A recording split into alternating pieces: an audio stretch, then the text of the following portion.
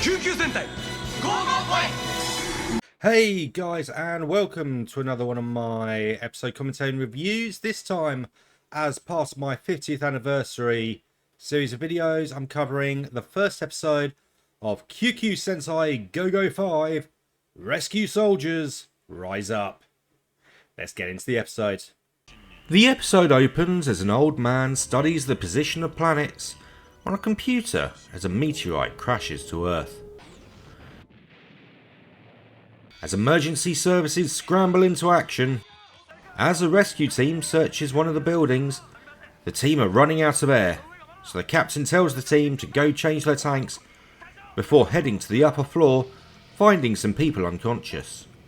As his team are about to re-enter the building, the captain comes out with the survivors. The firefighters arrive and start putting out fires as they coordinate with a helicopter above, while police try to control the crowds and medics treat the injured.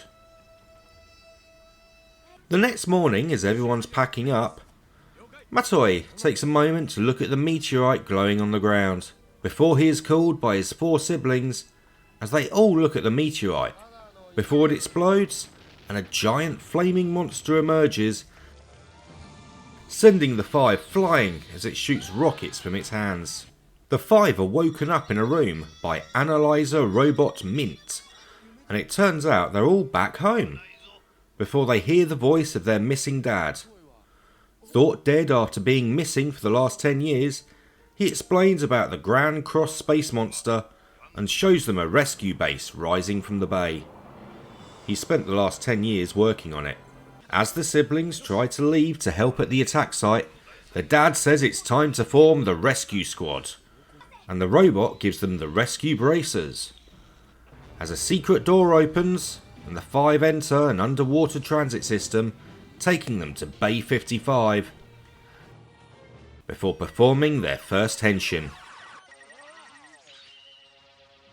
As their dad puts Go Liner on standby,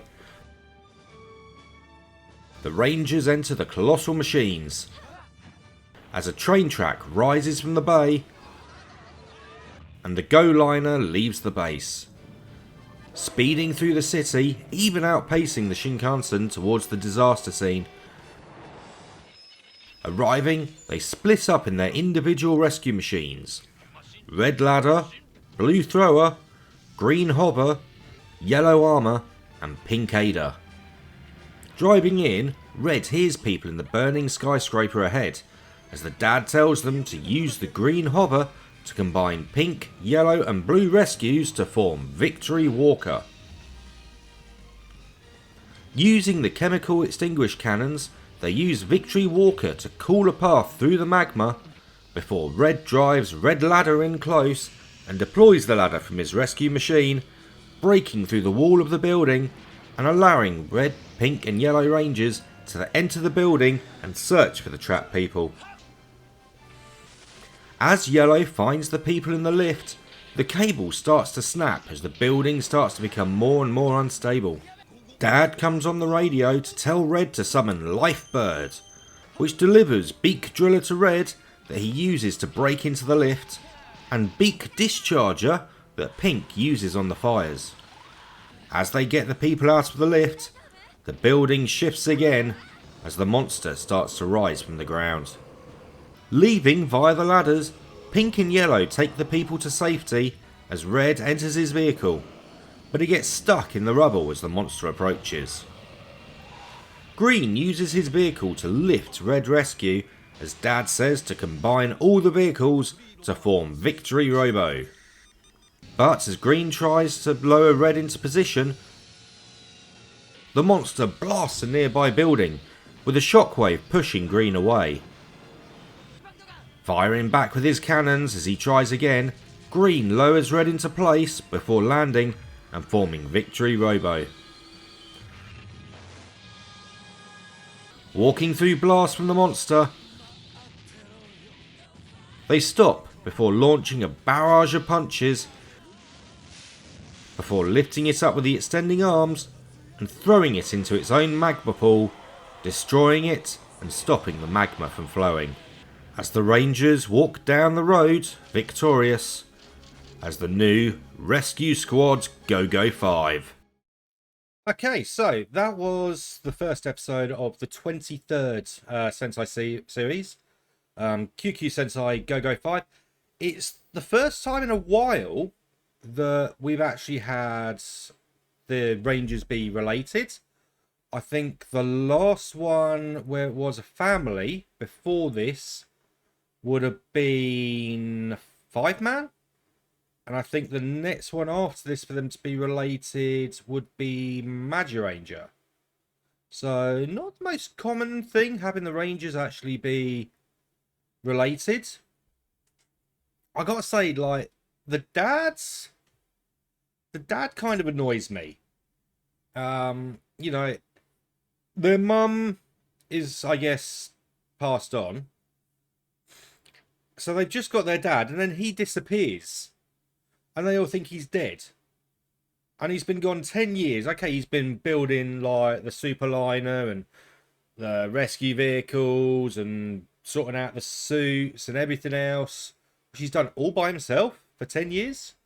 Just with that little, like, green robot. It's a bit of a stretch that one guy could do all that. Because I don't think you ever see anyone else. But just the fact that he abandoned his kids for 10 years and then just comes back and he's like, yeah, so, you know, aliens, monsters are attacking, world's going to end, so here, have some transformation braces and go ride the train, you're going to go save people, you're superheroes now. I can understand why some of his kids are just like, really? We thought you were dead. Where the hell have you been? So yeah, I kind of get that. I do like the mecha in this series. Obviously, we got that one is the one you see in this episode.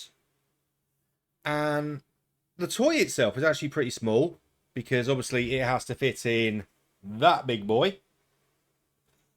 And I think everyone loved the Super Train or the Megaliner or whatever it was called.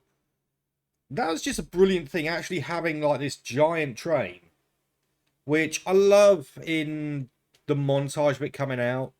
It's actually out racing the Shinkansen, which I think is globally known as like one of, if not the fastest train. So that's kind of cool. Obviously, I don't think it did quite so well on the train aspects elsewhere, unless it did because of the size. I'm not sure, but I think like it may have had some difficulties. Like Tokuja, they didn't want to do as Power Rangers because it was trains, and they didn't think it would sell. So interesting to how the Super Train sold. But I like the fact that, you know, we've got what was it, the bird that comes in and like gives them extra like tools. That's a nice touch instead of it just appearing from nowhere. Like, I mean, if Ranger, like their legendary weapons, they're not carrying them most of the time, but all of a sudden, jing, I've got my sword or I've got my bow. Where do they come from? Where do they come? They're not there, but then suddenly they're there. So yeah, it's nice that we've got one where like the extra equipment comes in. Obviously, all 5 of them are trained. We've only got the one female again, which seems to be a common thing in Sentai. Like, you know, you have the 4 guys and 1 female. They should have been Lightspeed. I never watched Lightspeed Rescue, so I don't know. They probably added an extra female. I couldn't actually say. I never watched this one. If I ever cover this in full, then obviously I will watch the Power Ranger stuff as well. Because I've been told by people they do like it when I say, you know, this was in Power Rangers, this wasn't. So I will like watch it. What if I ever do like this series as a whole? I'm actually going to be watching Mighty Morphin Season 2 when I'm doing Die Ranger, just for... But yeah, this I like it. You've got the big train, which obviously no one knows at the moment is going to be a giant mecha. But the way it delivers, like those guys, and you just get it, seeing it just like opening up for them to drive out. Oh, chef's kiss. I love it. The main villain sort of didn't really make that much sense. I mean, it was a meteor and then it was fed on magma. But, I mean, they kind of beat it quite easily. I suppose, first episode and that. This is a series that I have seen in full. I haven't seen the movies, but I've seen the series itself. It is a good series.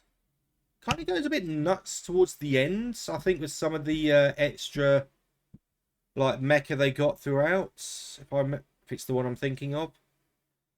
But yeah, it's a good episode. The dad really needs to sort himself out, but yeah. And interesting fact that I've read, this was the last series that aired before the year 2000. Because Time Ranger was the first one that aired fully in the year 2000, and obviously into 2001. This one started in 1999. I mean, wow. Anyone else remember that year?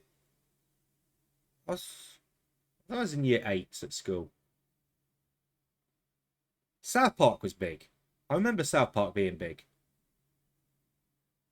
But anyway, I've got a few more videos to do, and this one needs to go in my pile for the 50th anniversary videos. There will be more of these coming along. I want to look at some of the older series as well. And hey, depending on how long I do this may actually just be the first video in a series about GoGoFive. Let's see how long I do these videos for. Till next time, guys.